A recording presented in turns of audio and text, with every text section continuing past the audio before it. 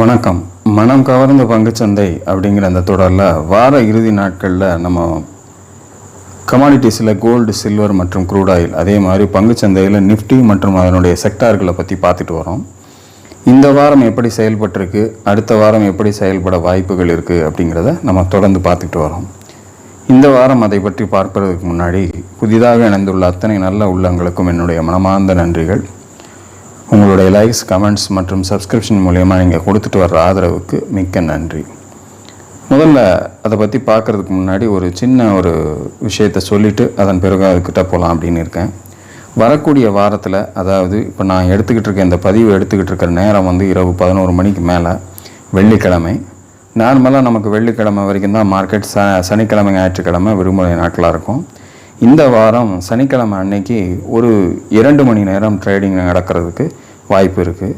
So அதனுடைய மூமெண்ட்ஸும் இந்த வாரம் இருக்கிறதுனால நான் இந்த பதிவை முன்னக்கூட்டியே எடுத்துடுறேன். அதன் பிறகு அடுத்த வாரம் அந்த மூமெண்ட்டும் சேர்த்து நம்ம பார்த்துக்கலாம். ஏன்னா ஒரு 2 மணி நேரம் நடக்கிற அந்த மார்க்கெட்டில் என்ன ஆகும்னு நமக்கு தெரியாது. இருந்தாலும் கூட கொஞ்சம் பதிவு லேட் ஆகும் அப்படிங்கிறதுனால நான் முன்னக்கூட்டியே எடுத்துடுறேன். ஒன்று. ரெண்டாவது விஷயம், இந்த வாரம் திங்கட்கிழமை அன்னைக்கு 20ஆம் தேதி பங்குச்சந்தை நமக்கு விடுமுறை. காரணம், மும்பையில் பாராளுமன்ற எலெக்ஷனுக்கான ஓட்டுப்பதிவு நடக்கிறது. ஸோ அவங்க எல்லாரும் ஓட்டு போடணுன்ற காரணத்தினால NSE BSE அன்னைக்கு விடுமுறை விட்டுருக்காங்க. ஸோ திங்கட்கிழமை நமக்கு மார்க்கெட் கிடையாது. இந்த வாரம் வெறும் 4 நாட்கள் மட்டும்தான் நமக்கு மார்க்கெட்டு. ஸோ இதுதான் இந்த வாரத்துக்கான இப்போ முதல் முக்கிய செய்தி. ஸோ வழக்கம் போலவே நம்ம முதல்ல கமாடிட்டிஸ்லேருந்தே ஆரம்பித்து இந்த வாரத்தில் நம்ம பார்த்துடலாம். அதில் முக்கியமாக கோல்டுலேருந்து ஆரம்பித்து பார்க்கலாம். கோல்டு இப்போது கிட்டத்தட்ட $2413 இப்போ ட்ரேடிங் நடந்துக்கிட்டு இருக்குது. நம்மளுடைய ஏற்கனவே நம்ம கொடுத்த ரெசிஸ்டன்ஸ் லெவலை ரொம்ப நெருங்கி வந்திருக்கிறாங்க. 2419 இன்றைக்கி ஹை போயிருக்கு. இப்போ அது நெருக்கத்தில் தான் இருந்துக்கிட்டு இருக்குது. இதை தாண்டி அடுத்த வாரம் செல்லக்கூடிய வாய்ப்பு ஏற்பட்டால் 2600 அப்படிங்கிறது தான் அடுத்த கட்ட ரெசிஸ்டன்ஸ் லெவலாக இருக்கும் அப்படிங்கிற மாதிரி நான் இந்த கோல்டில் பார்க்குறேன். ஸோ கோல்டு நமக்கு ஏற்கனவே நான் சொன்னது தான், ஒவ்வொரு இறக்கங்களும் அதனுடைய அடுத்த ஆப்பர்ச்சுனிட்டிக்கு நம்மளை தயார்படுத்திக்கிறதுக்கான ஒரு விஷயமாக பாருங்கன்னு தான் சொல்லியிருந்தேன். அதே மாதிரி தான் இப்போ அது நடந்துக்கிட்டு இருக்குது. இன்னமும் மேலே செல்வதற்கான வாய்ப்புகளை 2425க்கு மேலே ஒரு ஸ்ட்ராங் க்ளோசிங் கொடுக்கும்போது ஏற்படும். அது வரக்கூடிய வாரத்தில் அந்த சந்தர்ப்பத்தை கோல்டு கொடுக்குதா அப்படிங்கிறத நம்ம வெயிட் பண்ணி பார்ப்போம். அடுத்தபடியாக நம்ம சில்வரை பார்ப்போம். சில்வர் சூடு பிடிச்சிருச்சுன்னே சொல்லலாம். $31 ட்ரேட் ஆகிட்டு இருக்கு. இப்போ கொஞ்சம் ஒரு சின்ன மாற்றங்களை நான் சில்வரில் போட்டு இப்போ நான் வச்சுருக்கேன். 32.40 தான் போட்டிருந்தேன். ஆனால் 32.10 நமக்கு ஒரு ரெசிஸ்டன்ஸ் வருவதற்கான வாய்ப்புகள் இருக்கிறதுனால நான் அதை மாற்றி 32.10 நான் மாற்றிருக்கேன். ஏன்னா நமக்கு அந்த கிட்டத்தட்ட 30 கிட்ட மறுபடியும் 26 தொட்டுட்டு இது திரும்பினப்போ ஒரு சின்ன சேஞ்ச் இந்த ரெசிஸ்டன்ஸ் லெவலில் மாறுது. ஸோ அந்த வகையில் 32.10 அடுத்த லெவலாக இருக்கும். இப்போ நமக்கு கரண்ட்லி 31 ட்ரேட் ஆகிக்கிட்டு இருக்கு. அதன் பிறகு அந்த 32.10 தாண்டும் போது நமக்கு அடுத்த லெவலாக 35.90, 39.70 நமக்கு ரெசிஸ்டன்ஸ் லெவலாக வரக்கூடிய வாய்ப்புகள் இருக்குது அப்படிங்கிறத நான் முன்னக்கூட்டியே உங்களுக்கு காட்டுறேன். இது உடனே போயிடாது, சிறுக தான் மூவ் ஆகிறதுக்கு சான்சஸ் இருக்குது. இருந்தாலும் சில்வரில் அடுத்த லெவல்ஸ் இதுன்றதை மனசில் வச்சுக்கோங்க. கீழே சப்போர்ட் லெவல்ஸ் நம்ம ஏற்கனவே பார்த்துருக்கோம். பட் ரெசிஸ்டன்ஸ் லெவல்ன்றது ஃப்ரெஷ் லெவல்ஸ். ஸோ அது நமக்கு என்னென்ன வரும் அப்படிங்கிறத தெரிஞ்சு வச்சுக்கிறது நல்லது அப்படிங்கிறதுக்காக தான் நான் உங்களுக்கு இதை எடுத்து காமிக்கிறேன். ஆனாலும் கூட முதல்ல நமக்கு வரக்கூடிய முக்கியமான லெவலாக நான் பார்க்குறது 32.10 பார்க்குறேன். $20 இருக்கும்போதே நான் பல முறை இதில் பேசும்போது என்னுடைய சேனலில் இது இரட்டிப்பாகிறதுக்கான வாய்ப்புகளை அதிகமாக கொடுக்கும் சில்வர் அப்படிங்கிற மாதிரி பல முறை சொல்லியிருக்கேன். அந்த $20 இப்போது $31 வந்திருக்கு. அதில் 50% நான் சொன்னதுலேருந்து ஒரு 50% இப்போது எட்டி பிடிச்சிருக்கு. மிச்சம் இருக்கிற 50%ங்களுக்கான ஒரு ரெசிஸ்டன்ஸ் லெவல்ஸ் தான் நான் இப்போ உங்களுக்கு போட்டு காமிச்சிருக்கேன். இது ஆசை வார்த்தைகள் அல்ல, நடக்கிறதுக்கு வாய்ப்புகள் இருக்கும் அப்படிங்கிற மாதிரி நமக்கு டெக்னிக்கலாக தெரிஞ்சதுனால நம்ம அதை நம்ம எடுத்து கொடுத்துருக்கோம். ஸோ இப்போ அதன்படி அது நடந்துகிட்டு இருக்கு.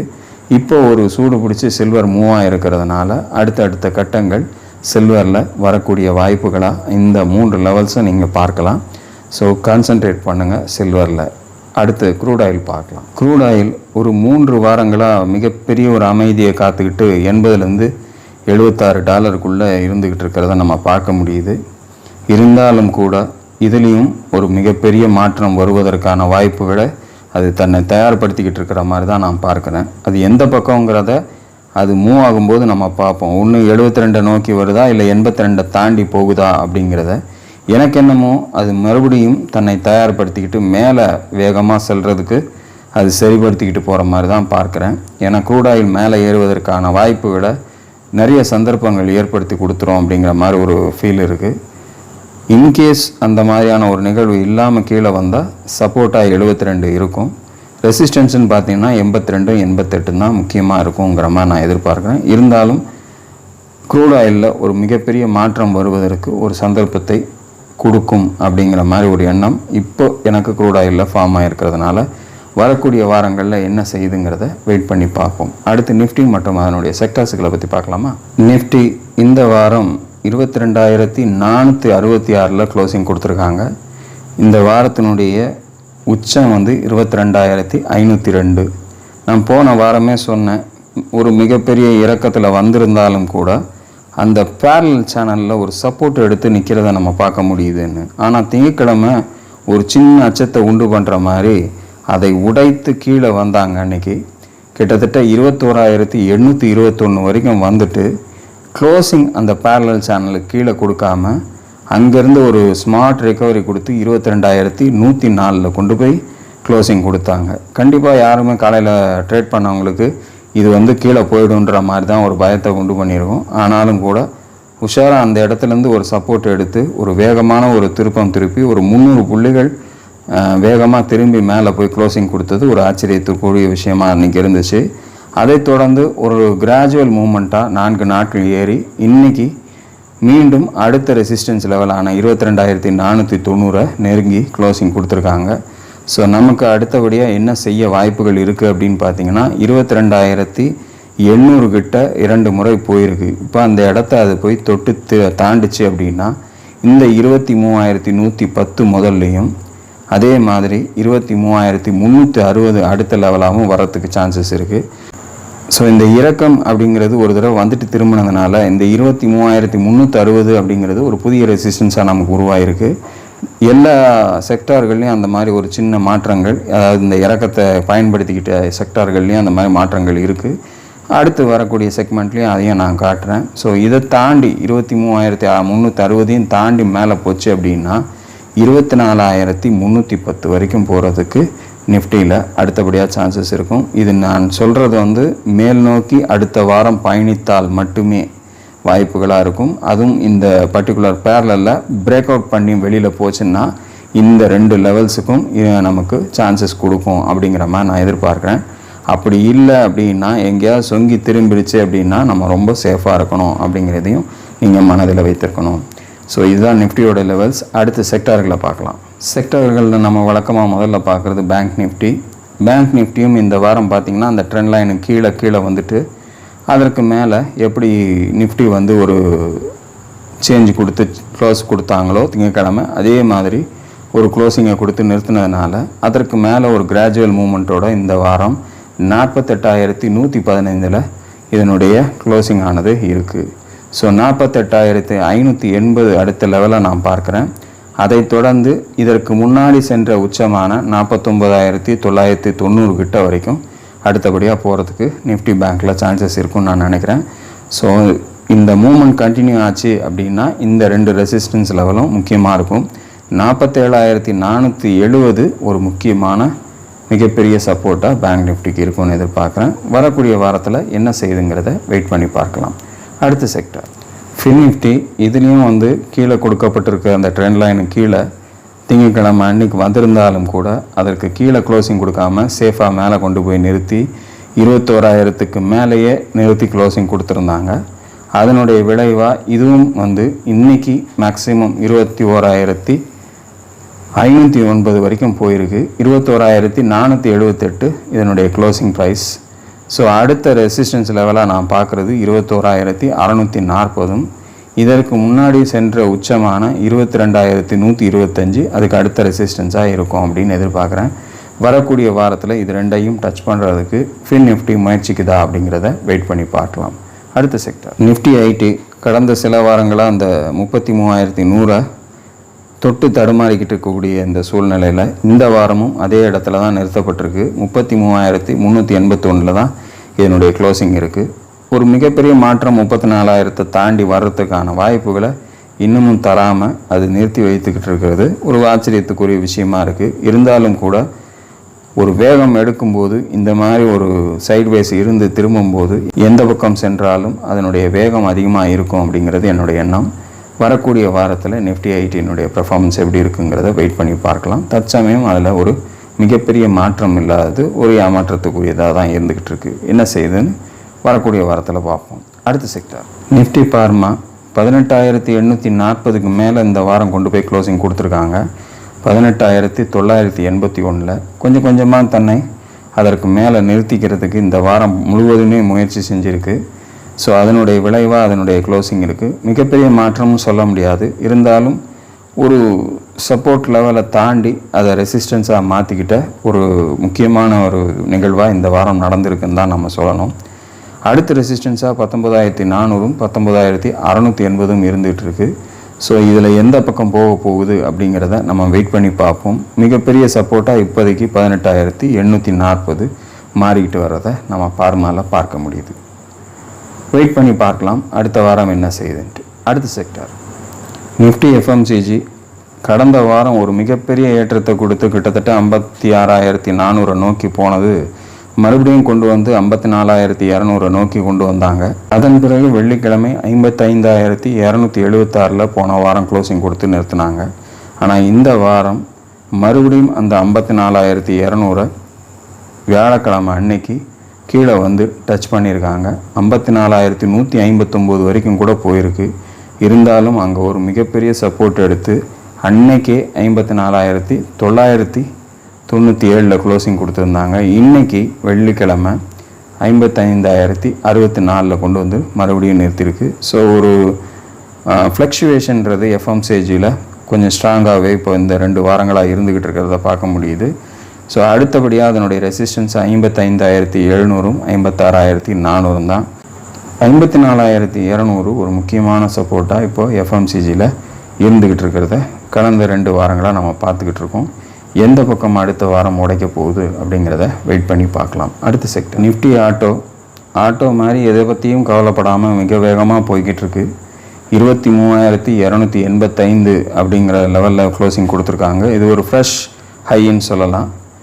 கிட்டத்தட்ட 23,386 இதனுடைய மிக உச்சமாக இந்த வாரத்தில் இருந்திருக்கு. அடுத்த ரெசிஸ்டன்ஸ்ன்னு பார்த்தீங்கன்னா 24,040 அப்படிங்கிறது தான் லெவல். ஸோ சப்போர்ட்டுன்னு பார்த்தீங்கன்னா 22,930 ஒரு முக்கியமான சப்போர்ட்டாக இருக்கும். அதை தாண்டி கீழே வரும்போது இந்த ட்ரெண்ட் லைன் ஒரு முக்கியமான சப்போர்ட்டாக அதை தடுத்து நிறுத்துறதுக்கு வரக்கூடிய வாரங்களில் ஒரு முக்கியமான ஒரு பார்ட்டாக இது இருக்கும் அப்படின்னு எதிர்பார்க்குறேன். பார்க்கலாம் நிஃப்டி ஆட்டோ தொடர்ந்து இன்னும் எவ்வளோ தூரம் மேலே போகுது அப்படின்ட்டு. அடுத்த செக்டர் நிஃப்டி ரியாலிட்டி 4 இலக்கத்துக்கு தன்னை மாற்றிக்கிறதுக்கு முயற்சியில் இந்த வாரம் இருந்தாலும் 999 அப்படின்னு சொல்லக்கூடிய அதனுடைய உச்சம் இந்த வாரம் வெள்ளிக்கிழமை அதுதான். க்ளோசிங் அப்படின்னு பார்த்தீங்கன்னா 997 தான் க்ளோசிங் கொடுத்துருக்காங்க. ஸோ 965க்கு மேலே ஒரு ஸ்ட்ராங் க்ளோசிங் இருந்தாலும் கூட அதனுடைய மேலே இருக்கக்கூடிய ரெசிஸ்டன்ஸ் முன்னாடி 1015 கொடுத்துருந்தேன். இப்போ ஒரு இறக்கம் கொடுத்து திரும்பினதுனால 1040 மாறி இருக்குது. ஸோ அதையும் தாண்டிச்சு அப்படின்னா 1120 வரைக்கும் போகலாம். ஸோ இந்த 2 ரெசிஸ்டன்ஸையும் நோக்கி அடுத்து ரியாலிட்டியினுடைய பயணம் இருந்துச்சு அப்படின்னா ரியாலிட்டி ஸ்டாக்கில் ஒரு மிகப்பெரிய ஒரு ஏற்றம் இருக்கிறதுக்கு சான்சஸாக இருக்கும். அதே மாதிரி ஒரு முக்கியமான சப்போர்ட்டாக 965 925 இந்த 2 லெவலும் இருக்கும் அப்படிங்கிறத மறந்துடாதீங்க. என்ன செய்து வரக்கூடிய வாரத்தில் ரியாலிட்டி அப்படிங்கிறத வெயிட் பண்ணி பார்க்கலாம். அடுத்த செக்டர் நிஃப்டி மெட்டல் ஒரு புது உச்சம் 9,557 அப்படின்ற லெவலில் க்ளோசிங் கொடுத்துருக்காங்க. 9,805 அதனுடைய அடுத்த ரெசிஸ்டன்ஸ் லெவல். ஸோ அதை நோக்கி தான் அது பயணித்துக்கிட்டு இருக்குது. கீழே சப்போர்ட்டுன்னு பார்த்தீங்கன்னா 8,950 இந்த லெவலில் தொட்டுட்டு தான் இப்போ திரும்பி போய்கிட்டு இருக்கிறத நம்ம பார்க்குறோம். ஸோ புது உச்சத்தை எப்படி ஆட்டோ செக்டர் மேலே போய்கிட்டு இருக்கோ அதை மாதிரி மெட்டல்ஸும் இந்த தடவை தாண்டி மேலே போய் டச் பண்ணிக்கிட்டு இருக்கிறத நம்ம பார்க்க முடியுது. வரக்கூடிய வாரங்களில் இன்னும் என்ன வேகமாக செல்லுது அப்படிங்கிறத வெயிட் பண்ணி பார்ப்போம். அப்படி ஒரு வேளை இந்த 9,805 கட் பண்ணாங்க அப்படின்னா 10,420 அடுத்த கட்டமாக அது போகிறதுக்கான ஒரு வாய்ப்புகளாக அடுத்து இருக்கும்னு எதிர்பார்க்குறேன். வரக்கூடிய வாரத்தில் என்ன செய்யுதுங்கிறத வெயிட் பண்ணி பார்க்கலாம். அடுத்த sector Nifty oil and gas இன்னும் அந்த 12,000 நெருங்கிறதுக்கு பெரிய முயற்சிகளை செய்துக்கிட்டு தான் இருக்குது. 11,644 இந்த வாரம் க்ளோசிங் இருக்குது. தடுமாறி 11,480 கீழே போன ஒரு க்ளோசிங்கை எடுத்து கொண்டு வந்து மேலே நிறுத்தியிருக்காங்க. ஒரு மிகப்பெரிய மாற்றம்ங்கிறது இந்த வாரத்தில் அதுலேயும் இல்லை. ஒரு சாதாரண ஒரு முடிவை தான் இந்த பர்டிகுலர் செக்டார் கொடுத்துருக்கு அப்படிங்கிற மாதிரி தான் இப்போ இருக்குது. வரக்கூடிய வாரத்தில் ஆயில் அண்ட் கேஸ் என்ன செய்யுதுங்கிறதையும் வெயிட் பண்ணி பார்க்கலாம். இதுதான் இந்த வாரத்துக்கான செக்டாரல் லெவல்ஸ். ஓவராலாக நிஃப்டி இந்த வாரம் மேல் நோக்கி பயணித்திருந்தாலும் அடுத்து வரக்கூடிய வாரத்தில் 22,800 தாண்டறதுக்கு தன்னை தயார்படுத்திக்கு தான் பார்க்கணும். வெறும் 4 நாட்கள் மட்டும்தான் இந்த வாரம் வரக்கூடிய வாரத்தில் ட்ரேடிங் இருக்குது. ஸோ அதை மனதில் வைத்து கொள்ளுங்கள். சனிக்கிழமை அன்னைக்கு ஒரு 2 மணி நேரம் மட்டும், அதுவும் தனித்தனியாக துண்டாக இருக்கிறதுனால அந்த 2 மணி நேரத்தில் மட்டும்தான் நமக்கு ட்ரேடிங் இருக்கும். ஸோ அதையும் வாட்ச் பண்ணுங்கள். உங்களுடைய ஸ்டாக்ஸ் அந்த நேரம் ஏதாவது ஒரு நல்ல பர்ஃபார்மன்ஸை கொடுத்துச்சு அப்படின்னா அதனுடைய வாய்ப்பை நீங்கள் மிஸ் பண்ணிடக்கூடாது அப்படிங்கிறதுக்கு தான் 2வது முறையாக நான் சொல்கிறேன். ஸோ இதையும் நீங்கள் வாட்ச் பண்ணிங்க. அடுத்த வீடியோவில் நான் எனக்கு தேர்ந்தெடுக்கக்கூடிய பங்குகளை உங்களோடு பகிர காத்து கொண்டு இருக்கிறேன். அதுவரையில் நன்றி, வணக்கம்.